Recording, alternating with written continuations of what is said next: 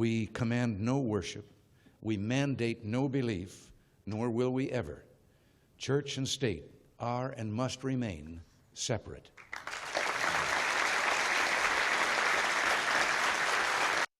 Cheers and welcome to Theology on Tap. It's been kind of a crazy last couple of days. We had the election here in the United States of America. Congratulations to Donald Trump. Now there are 50% America today that is celebrating, and there are 50% Americans who are very upset. In fact, there are protests going on around the country. So why is it that there is that divide? Why is it so difficult? Why is somebody so upset?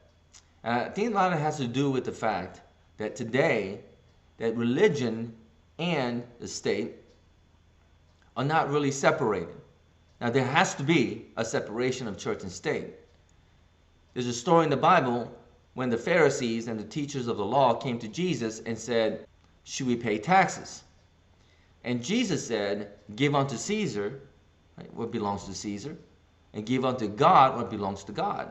See, that is a separation of church and state.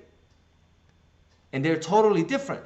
The church is there to guide us and lead us in the path of righteousness, to tell us what's morally right and morally wrong. Government, on the other hand, is there to protect us, to protect our privacy, to prevent abuse of power, so that we could have businesses and whatnot, so we could profit, to live the kind of a life that we want to live. To make sure there's no corruption, make sure that we're treating each other fairly when it comes to business and other things like that, to be educated. There's a lot of things that the government do, and there are a lot of things that the religion is supposed to do as well. But it should not coexist. And I think that a lot of the problems that we have today is because we don't know how to separate the church and state. However, it is totally necessary for the government and the state to be separated from religion. Religion has to understand that our duty as religious people is to continue to teach and to guide and to lead people to live a life in the path of righteousness. And we need to teach people what is right and what is not. Government has their duties as well. But the problem is when we give too much power to either the government or religion, then they could become corrupt. And I think we are living at a time where the government as well as religion, it has been corrupted. I mean, it's gotten to a point where the religion has become intolerable to those who kind of, live outside what we believe is moral and not moral. Now, I do believe that what Jesus commanded us to do is to live out our belief, whatever theology it may be. Our job is not to judge. Our job is not to tell people how to live their lives, but to live what we believe, and hopefully it could influence other people to do good. Government is the same way too. When government do their job well to protect us and guide us into to make money and to live safely, which is all totally necessary. But when the government becomes a little too powerful, then they are totally corrupt. And I think we live in a society where government has way too much power. Sometimes we have to look at, maybe we're living at a time where an institution like religion as well as the government has way too much power. So when we have a government as well as religion that is very powerful and they're corrupt and they're coexisting with one another, it causes a lot of problem. So we have the church that is trying to influence the government to make policies, moral policies, that fits into what we as religious people believe is the right way to live. Which makes it that we're forcing everybody to live like how we believe is the right way to live to glorify God. Now, how do we know that is the right way? So religion should not try to convince government to make policies. moral policies. You shouldn't do that. But at the same time, the government should not make moral policies. But that's what they do a lot these days. Because I think sometimes if you're not religious, there are a lot of people that are not religious. They don't go to church or they don't believe in any kind of God, which is fine. But a lot of people do believe that government is their religion. They look to the government to provide the things and to guide them in that path of righteousness, something that church should do. So a lot of people are misguided, in my opinion, to think that the state could bring about joy and happiness and make policies that would make people get along better to make sure that everybody's happy.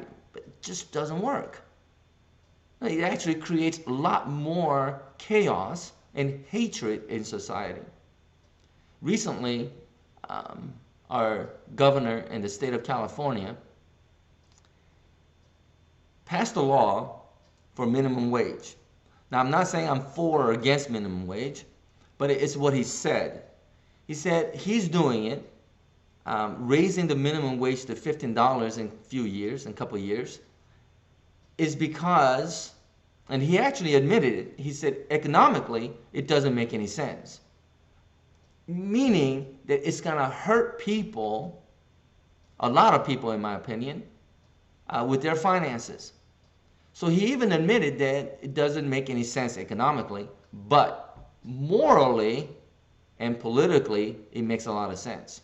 So politically it makes sense because, whoever's in charge of the government need votes to stay in power, and they love to have that power to decide what is right for people.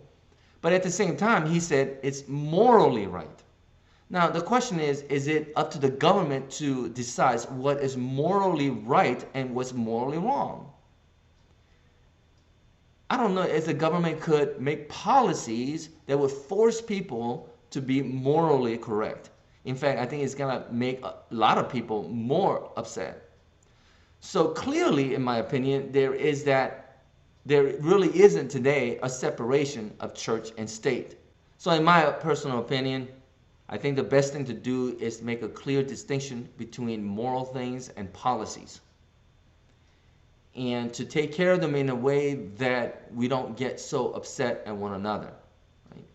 So morally, in my opinion, if a Christian and Buddhist, maybe we'll have different opinions about what is moral and what is not, but I really don't think so. I really don't. Because I think really human beings understand what's morally right and what's morally wrong. And we try to do our best. And if there are differences in moral understanding of life and what is righteous and what is not, then we should just, respect each other's opinions and do our best to convince one another what is right and what is wrong.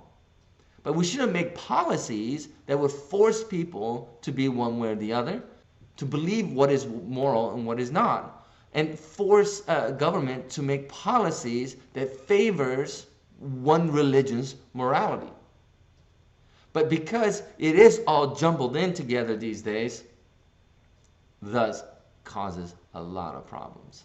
Romans chapter 13 says, "Let every person be subject to the governing authority, for there is no authority except from God, and those that exist are appointed by God." So we should trust in the Lord. We should trust in God in a way that God would enable us to live that life, moral life towards God, and trust that God would allow people in leadership position in politics to lead and guide this country in that path where we could live comfortably. So anyway, that's my opinion. So I just want to say good luck to President Donald Trump. I hope you will make policies that would make America strong, individuals to be able to keep a lot of their money so they could choose to do whatever they want, to have businesses and to spend the money that we want to. And for the church, please, let's trust God that would lead the country in the path, but for us as individuals to live that life that is worthy of his name. And then through that life, hopefully we could be a great example to the world that Jesus Christ is the Lord. Well, thanks for listening to my thoughts. Tell me what you think. Maybe I'm just talking out of my butt. Who knows? But it's been a very, I don't know, I don't want to say exciting couple of days, but it's been a good ride. Well, I don't want to say a good ride either. It's been very interesting. I don't know.